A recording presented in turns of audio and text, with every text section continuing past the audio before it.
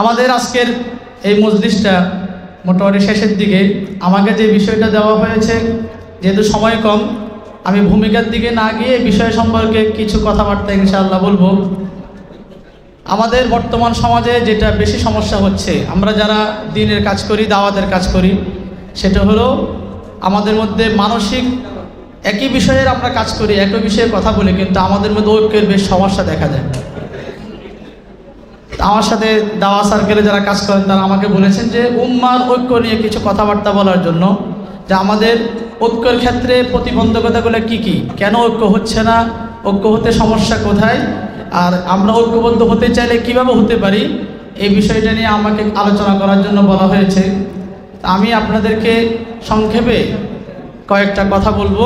এগুলা যদি আমরা একটু খেয়াল করার চেষ্টা করি, মানার চেষ্টা করি, তাহলে আশা করি আমার হয়তো মাযহাব ভিন্ন হতে পারে, মাসলাক ভিন্ন হতে পারে, আমার অনুসরণীয় ব্যক্তিরা ভিন্ন হতে পারে, এরপরও মনে হয় মনের দিক থেকে আমরা পরস্পর কাছাকাছি থেকে দ্বীনের কাজ করতে পারবো ইনশাআল্লাহ।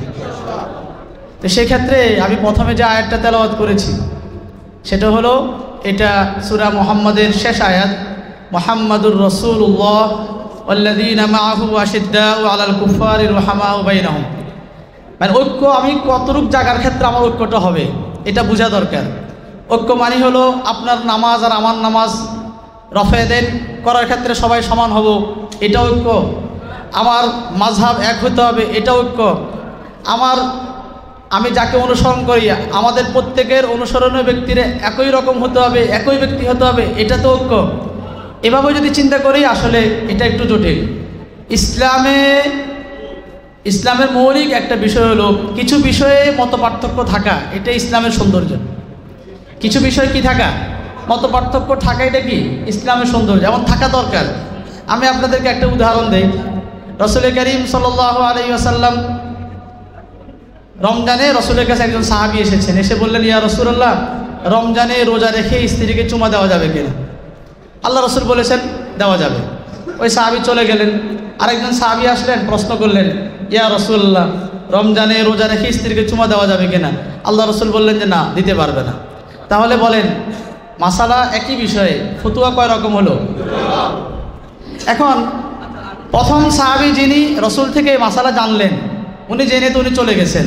উনি যেখানে গিয়েছেন, যে ভূমিতে গিয়েছেন, সেখানে গিয়ে উনি কোন মাসালা বলবেন? এটাই তো বলবেন যে রমজানে রোজা রেখে কি করা যাবে না, চুমা দেওয়া যাবে না। এরপরে যিনি সাহাবী এসেছেন, উনি জেনেছেন কি চুমা দেওয়া যাবে, তাহলে উনি যেখানে যাবেন উনি কি বলবেন? যে এই মাসলা বলবেন।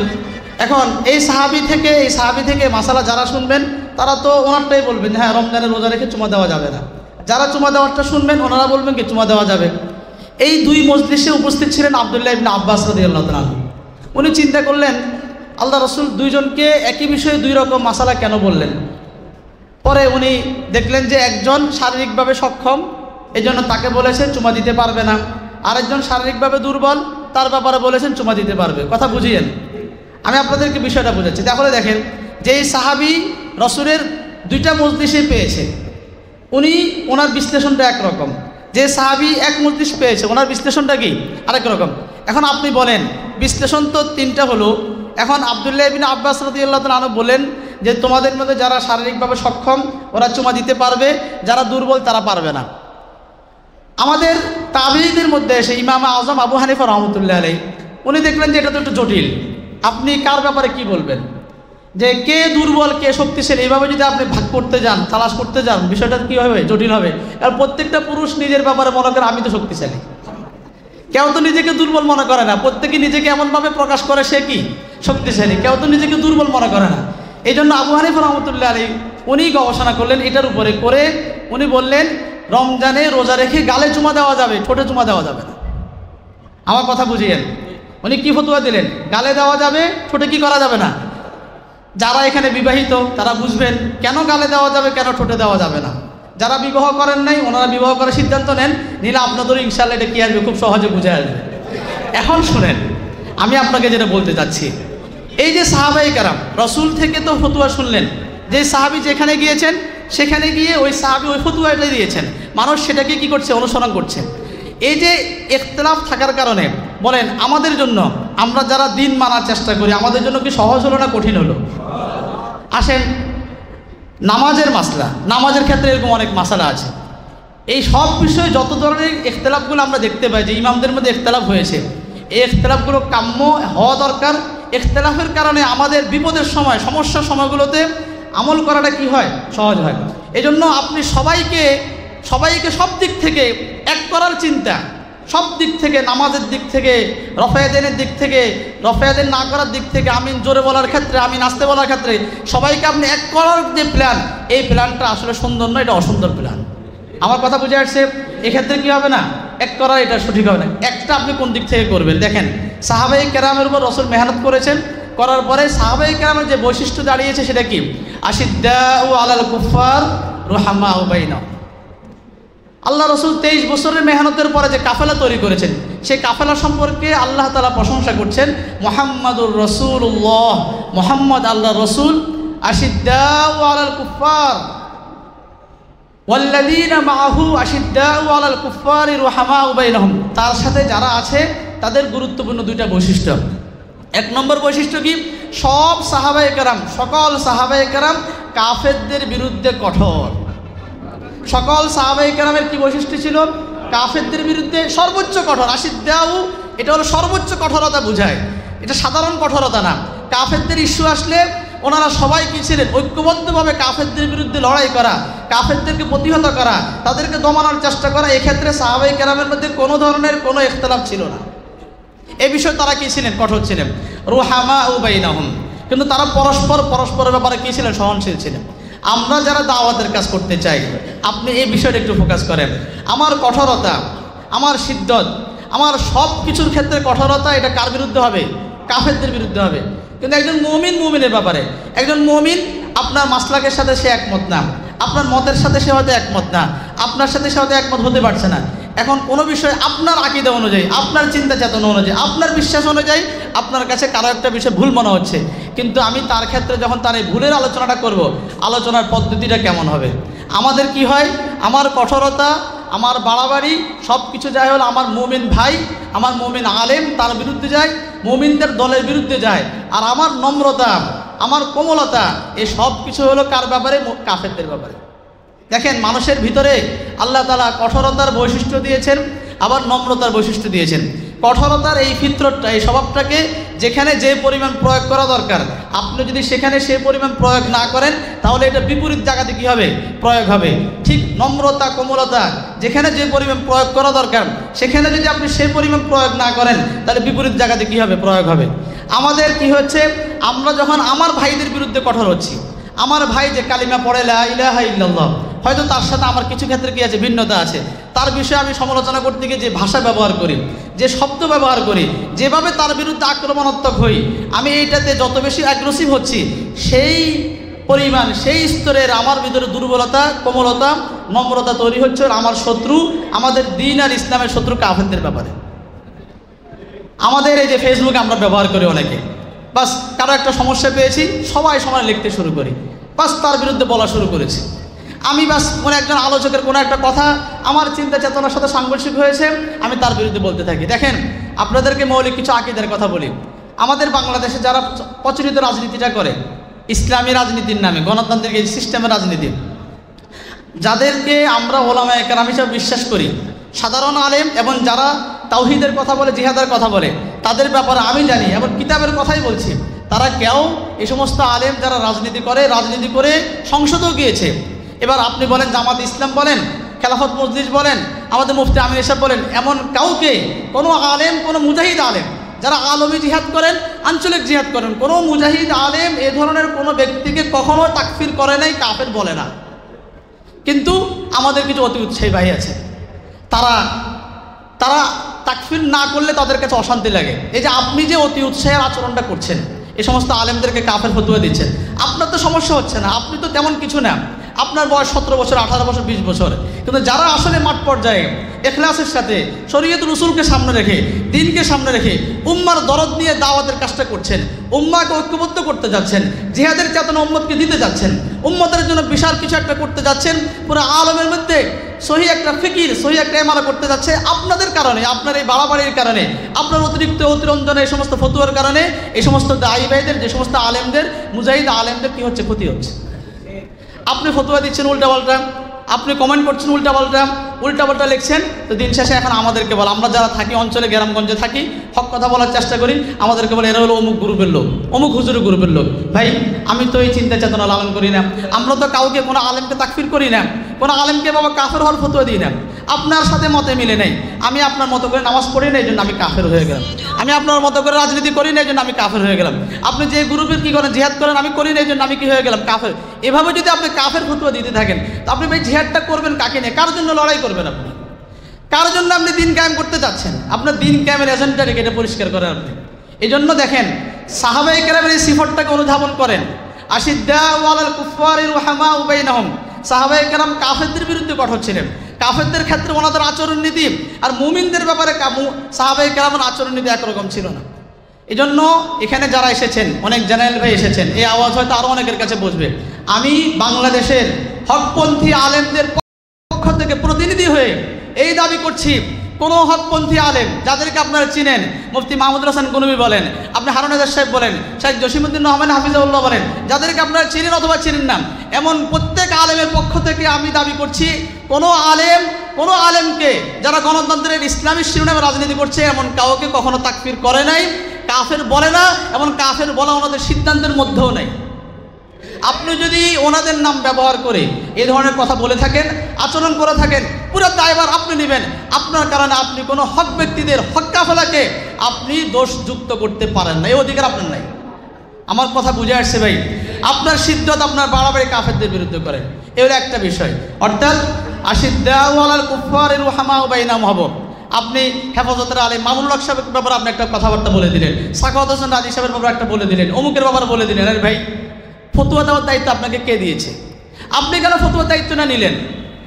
আপনি তো সাধারণ মানুষ, আপনি আমল করেন, আপনার মতো করে আরেকজনকে বুঝান, আলেমদের বিষয়ে কথা বলবেন না। ইবনে তাইমিয়া রহমতুল্লাহ আলাইহি বলেছেন, শুনে রাখো, আলেমদের রক্তকে তোমরা বিষ মনে করিও।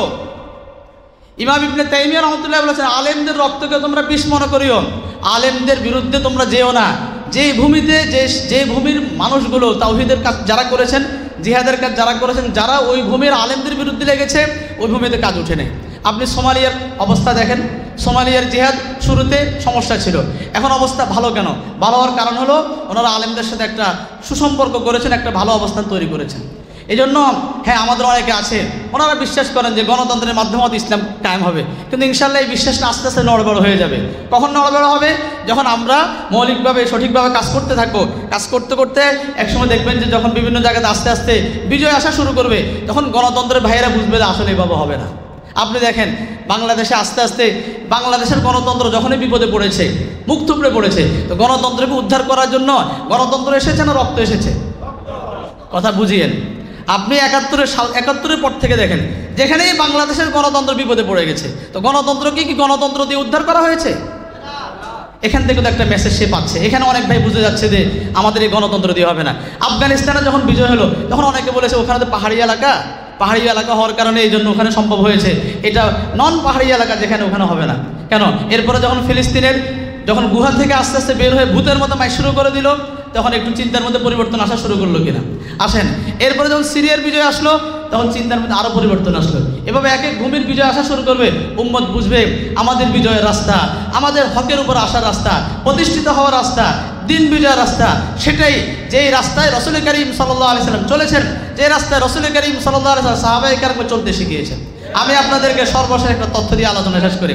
শোনেন, পৃথিবীতে আল্লাহ তাআলা যত নবী পাঠিয়েছেন, নবীদের মধ্যে যে কিছু নবীদেরকে আল্লাহ তাআলা বলেছেন আপনার কাজ হলো শুধু দাওয়াত দেওয়া, লাঠি ব্যবহার করা আপনার কাজ নয়। এই জন্য যে নবীরা শুধু দাওয়াত দিয়েছেন, লাঠি ব্যবহার করে নেন, এটা ওনার ব্যর্থতা নয়, ওনার এটাই সফলতা। উনি দাওয়াতের কাজ করেছেন, 900-950 বছর দাওয়াতের কাজ করেছেন, 80 থেকে 82 জন মানুষ কী হয়েছে? মুসলমান হয়েছে। আর যে নবীদের হাতে লাঠি ছিল, দাউদ আলাইহিস সালাম, সুলাইমান আলাইহিস সালাম, মুসা আলাইহিস সালাম, তাদের উম্মতের সংখ্যাও বেশি, তারা বিজয়ী অবস্থায় দুনিয়া থেকে গিয়েছেন। আসেন সর্বশেষ নবী, আমাদের নবী হযরত মুহাম্মদ মুস্তাফা সাল্লাল্লাহু আলাইহি ওয়াসাল্লাম, উনি কি করেছেন? 13 বছর লাঠি ছাড়া দাওয়াত দিয়েছেন। সর্বোচ্চ ইলম, সর্বোচ্চ হেলেম, সর্বোচ্চ আখলাক, সর্বোচ্চ মেহনত করেছেন। 13 বছরের মাথায় 200 থেকে 250 মানুষ জান্নাতি হয়েছে, 1 ইঞ্চি জায়গার মধ্যে ইসলাম প্রতিষ্ঠিত হয় নাই, কাবাগর থেকে একটা মূর্তি বের করতে পারেন নাই। এটা রসুলের ব্যর্থতা নয়, রসুল আল্লাহর পক্ষ থেকে যে আদেশ ছিল সেটাই করেছেন। কিন্তু দেখেন মদিনাতে ঢুকলেন, আল্লাহ তাআলা বললেন আপনি আগের ওই কাজগুলো দাওয়াতের কাজটাই করেন, বাকি হাতে কি নেন, একটু লাঠি নেন। লাঠি নিয়ে দাওয়াতের কাজ শুরু করলেন। 8 বছরের মাথায় যে মক্কা থেকে রসুলকে বের করে দেওয়া হয়েছে, সেই মক্কা রসুল ঢুকছেন। মক্কার কাফেররা বলছে আনতা আখুন করিম ওয়াবনু আখিন করিম, আপনি সম্মানিত ভাই, সম্মানিত ভাইয়ের ছেলে। রসুল ঘোষণা দিয়েছেন যে কাবার চত্বরে আশ্রয় নেবে সে নিরাপদ, যে আবু সুফিয়ানের ঘরে আশ্রয় নেবে সে নিরাপদ, যে নিজের ঘর দরজা বন্ধ করে দিবে সে নিরাপদ, যে উম্মে হানির ঘরে ঢুকবে সে নিরাপদ। অর্থাৎ রসুল বিজয়ে বেশে 10,000 যোদ্ধা নিয়ে মক্কাতে প্রবেশ করলেন। 10 বছরের মাথায় 1.25 লক্ষ মানুষকে নিয়ে রসুল হজ করছেন। 1.25 লক্ষ মানুষ যদি রসুলের সাথে হজে থাকে, তাদের পরিবার পরিজনে কি পরিমাণ মানুষ উপস্থিত ছিলেন। এবার আসেন রসুল যখন দুনিয়া থেকে চলে যাচ্ছেন, 9 লক্ষ বর্গমাইল এলাকার মধ্যে ইসলাম প্রতিষ্ঠিত, ইসলাম বিজয়ী এবং লক্ষ লক্ষ মানুষ জান্নাতে যাওয়ার জন্য প্রস্তুত। আমি আপনাদেরকে ইঙ্গিত দিলাম, অর্থাৎ আপনার বিরোধের জায়গা আপনি কি বাড়ান। ইসলামিক কিছু জায়গাতে আছে ইখতিলাফ থাকুক, এই ইখতিলাফের সৌন্দর্য আছে। সব জায়গাতে আপনি সবাইকে আপনার সব চিন্তার উপরে, সব ফিকিরের উপরে, সব মতবাদ সবাইকে আপনি এক করতে হবে, এই মানসিকতা কখনোই ভালো নয়। এই মানসিকতা ভালো নয়। আমাদেরকে খেলাফা পর্যন্ত অপেক্ষা করতে হবে। খলিফা যখন চলে আসবে অটোমেটিক সব ঠিক হয়ে যাবে। খলিফা আসার পর আপনাদেরকে বলে রাখি, পৃথিবীতে যদি খলিফা চলেও আসে, খেলাফত ব্যবস্থা প্রতিষ্ঠিত হয়, তারপরও এটা মাথায় রাখিয়েন, তখনও কিছু মানুষ জোরে আমিন বলবে, কিছু মানুষ আস্তে আমিন বলবে, কিছু মানুষ হাত উঠাবে, কিছু মানুষ হাত উঠাবে না। ইখতিলাফ 4 মাযহাবে থাকবে, কিন্তু মাযহাবের নামে যারা বাড়াবাড়ি করবে, ডিস্টার্ব করবে, সমস্যা করবে, এদেরকে দমন করা হবে, কিন্তু মাযহাবওয়ালাদেরকে কোনো ডিস্টার্ব করা হবে না। এই জন্য কিছু সরল কথা আমাদেরকে বুঝতে হবে, ঐক্যের জায়গাটা বুঝতে হবে। ঐক্যের শুরুটা হবে এখান থেকে, আশিদ্দাউ আলাল কুফারি রুহামাউ বাইনাহুম।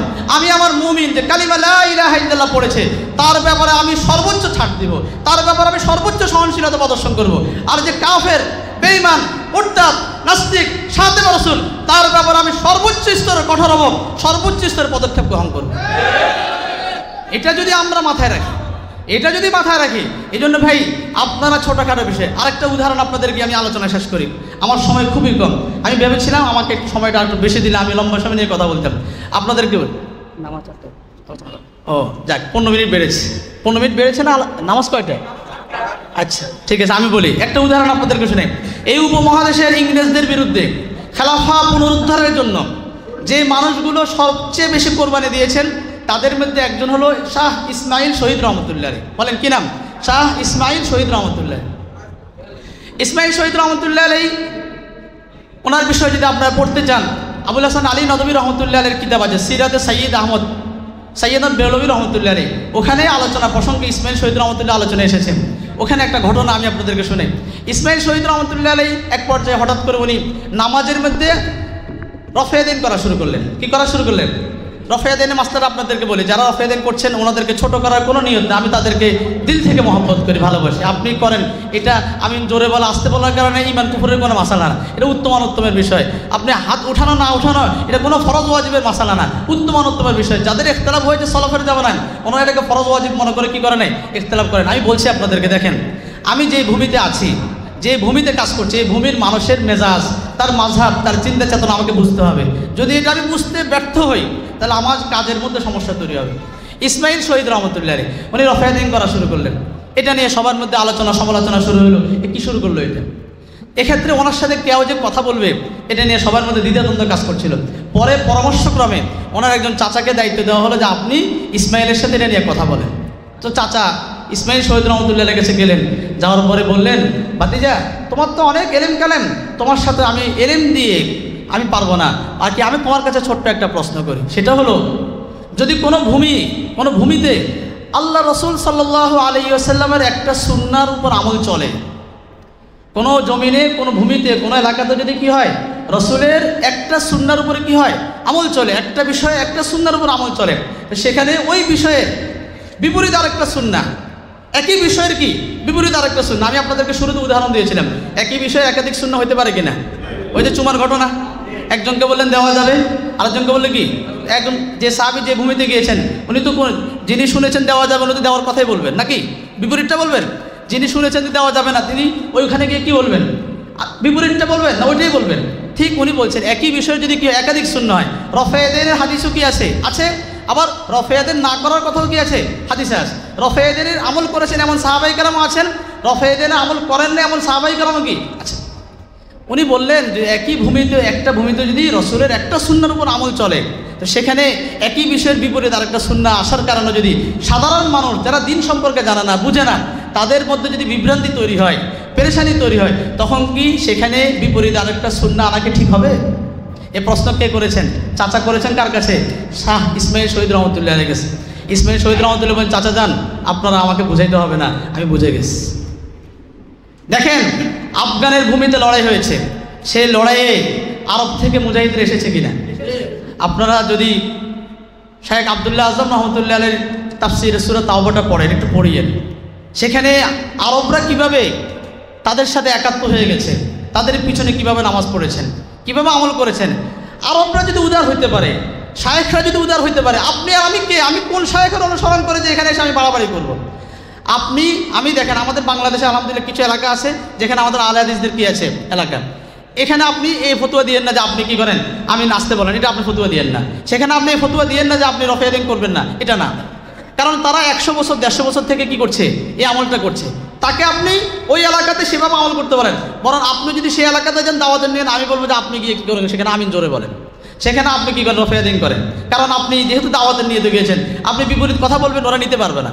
কিন্তু স্বাভাবিক অবস্থা যেখানে কি নাই, এটা নাই, যেখানকার এলাকার সবাই হানাফি মাসলাক অনুসরণ করে, তো সেখানে আপনি হানাফি মাসলাক মানে এটা মনে করবেন না যে তারা দলিলের বাহিরে চলে গেছে, সেখানে আপনি ওটাকে অনুসরণ করেন, তাহলে আপনার দাওয়াতের কাজের জন্য এটা সহায়ক হবে। আমার কথা বুঝাইতে পারতেছি না মনে হয়, বিষয়টা বুঝছেন? মানে কোনটাকে আপনি ইখতিলাফের বিষয় বানাবেন, কোনটাকে ইখতিলাফের ভিত্তি বানাবেন, এটা আগে ঠিক করেন। সব বিষয়, সব ইখতিলাফকে নিরসন করার চেষ্টা করবেন না, সব বিরোধ দূর করার চেষ্টা করবেন না, বরং ফোকাসটা করবেন কোন জায়গায়? মৌলিক জায়গাগুলোতে ফোকাস করেন। আপনি উম্মতকে ওয়ালা বারার আকীদার ক্ষেত্রে ইত্তিহাদ করেন, তাওহীদের মাসলার ক্ষেত্রে কি করেন? ঐক্যবদ্ধ করেন। গণতন্ত্র কুফর, যেগুলো কুফর, স্পষ্ট কুফর, সেই বিষয়ে উম্মতকে কি করেন? এক করার চেষ্টা করেন। কিন্তু যেগুলোর বিষয় কি আছে, ইখতিলাফ আছে, এবং ইখতিলাফের ক্ষেত্রে প্রত্যেকের কি আছে? দলিল আছে, তা আপনি সেই বিষয়ে উম্মতকে এক করার কি করবেন না? চেষ্টা করবেন না, ক্ষতি হবে এটা। আর 2 নম্বর, কোনো আলেমের কোনো আলোচনায় যদি আপনার কাছে মনে হয় এটা সমস্যা, এটা নিয়ে আপনি ফেসবুকে এভাবে কি করবেন না? সরব হয়ে যাবেন না। আপনাদের কারণে আমাদের সমস্যা হবে। আপনি বলবেন যে আপনি কে? আমি ধরেন এই নোয়াখালীতে মোটামুটি মানুষ আমাকে চিনে, আমি নোয়াখালীর একজন উল্লেখযোগ্য ব্যক্তি, এবং আমি হক কথা বলে এটা মানুষ জানে। কিন্তু আপনার এই সমস্ত উল্টাপাল্টা ফতুয়ার কারণে, উল্টাপাল্টা আচরণের কারণে নোয়াখালীতে আমাদের জন্য সমস্যা হচ্ছে। ঠিক আমি যদি নোয়াখালীতে আমার জায়গা থেকে যতটুকু আছে, যারা আরও বেশি পরিচিত, ধরেন গুনবী সাহেব বলেন, আরও যারা আছেন, এই হারুনাদের সাহেব বলেন, এরপরে শাইখ রহমানী সাহেব বলেন, আরও যারা আছে, আপনাদের এই সমস্ত উল্টাপাল্টার কারণে ওনাদের ক্ষতি হয়। আমার কথা বুঝছেন? এই জন্য আর 2 নম্বর, আমি কাজ করতে গিয়ে যে ভূমিতে আছে এই ভূমির বাতাসটা একটু বুঝতে হবে। এই ভূমির কি বুঝতে হবে? বাতাস বুঝেন? বাতাস, আবহাওয়াটা বুঝতে হবে। আবহাওয়া যদি আপনি না বুঝেন, বুঝার যোগ্যতা না থাকে, তা আপনি চুপ থাকেন, বসে বসে মসজিদের কোনায় বসে লা ইলাহা ইল্লাল্লাহ জিকির করেন। আপনি সবাইকে কাজ করতে হবে, কাজ করতে গিয়ে কাজে ডিস্টার্ব করা এটা সুন্দর না। আপনি অবশ্যই এই বিষয়ে, যে বিষয়ে কাজ করতে যাচ্ছেন, এই বিষয়ে আলেমদের মধ্যে যারা উপযুক্ত, যোগ্য, যারা সব কিছু বুঝে এমন ব্যক্তিদের শরণাপন্ন হন, তাদের সাথে পরামর্শ করেন। আপনি বলবেন যে হুজুর এই সিয়াসি বিষয় তো, রাষ্ট্রনীতির বিষয় তো আলেমরা বোঝে না, আপনার এটা ভুল ধারণা, এটা আপনার ভুল ধারণা। আপনি নিজেকে এত বেশি মনে করার প্রয়োজন নেই। প্রত্যেক জেলাতে এমন আলেম অনেক আছেন যারা হককে বুঝেন, হক অনুযায়ী চলার চেষ্টা করেন, উম্মতকে হকের সাথে মিলানোর চেষ্টা করেন, হকের পথে পরিচালিত করার চেষ্টা করেন। সেই আলেমদেরকে খুঁজে ওই আলেমদের তত্ত্বাবধানে আপনি কাজ করার চেষ্টা করেন। ইনশাআল্লাহ জেনারেল আলেমদের যখন একটা কি হবে, একবদ্ধ প্ল্যাটফর্ম তৈরি হবে, তখন এটা কাফেরদের জন্য, নাস্তিকদের জন্য, ইসলামের দুশ্মনদের জন্য ভয়ের কারণ তৈরি হবে ইনশাআল্লাহ। এই জন্য ভাই, আমি যে কথাগুলো বলেছি এখন খোলাসা কথা বলি। প্রথম কথা, আমরা সাহাবায়ে কেরামের সিস্টেমে চলবো। আশিদ্দাউ আলাল কুফারি রুহামা বাইনাহুম। আমার রাগ ক্ষোভ সব কার বিরুদ্ধে? আমার ভালোবাসা, দরদ, নম্রতা, কোমলতা সব কার পক্ষে? যে লা ইলাহা ইল্লাল্লাহ পড়েছে, ঠিক আছে? এটা 2 নম্বর হলো সব বিষয়ে ইখতিলাফ দূর করার চেষ্টা করা, এটা খুব খারাপ জিনিস। সব বিষয়ে মতপার্থক্য দূর করার কি করা, চেষ্টা করা, এটা কি খুব খারাপ জিনিস, এটা আমরা করব না। কিছু বিষয়ে ইসলামে চায়, শরিয়ায় চায়, এখানে মতপার্থক্য থাকুক, উম্মতের জন্য বের হওয়ার কি থাকবে, সুযোগ থাকবে। 3 নম্বর হলো আমরা এমন কোনো ফতুয়া এমন কোনো আচরণ করব না আমার আচরণের কারণে ফতুয়ার কারণে যারা উলামায়ে কেরাম হক কথা বলেন তাদের কি হয় সমস্যা হয়। আল্লাহ তাআলা আমাদেরকে যে কথা বললাম এই কথা অনুযায়ী বুঝার আমল করার তৌফিক দান করেন। ওয়া আখিরু দাওয়ানা আলহামদুলিল্লাহি।